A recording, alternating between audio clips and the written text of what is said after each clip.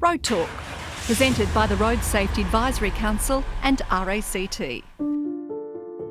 I was riding with the Australian Institute of Sport women's team, and we had arrived in Germany that day. We were riding along a straight bit of road and a car spun out of control.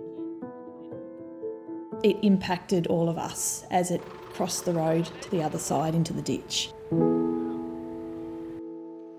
Crossing into the lane where the team was riding, hitting all 6 athletes. Amy Gillett was killed instantly.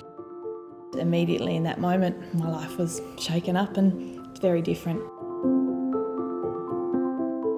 I suffered bleeding in the front of my brain, a blood clot in the back, punctured both my lungs. My right arm was broken and torn off, hanging on by muscle threads, and my left wrist was shattered. And I actually landed on and slid on the broken windscreen glass. I literally had minutes left as I was bleeding out on the road. I was lucky that I didn't choose to follow Amy. I was lucky to still be alive. It was a horrible situation, but from that, we always found the positive and moved forward.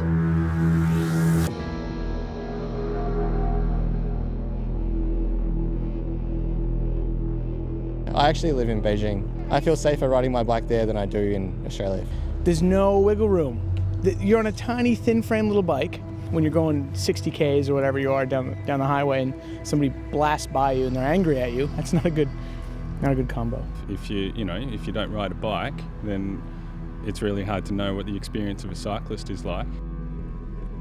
We all need to share the road, and quite often we're part of different categories of road users. So we're all pedestrians at some point. Most of us drive cars, but then other people who drive cars ride a bike or drive a truck, so we fit into various different categories. I remember my father saying to me, "Don't ever presume that a car knows what you are doing." It's just about sharing the road.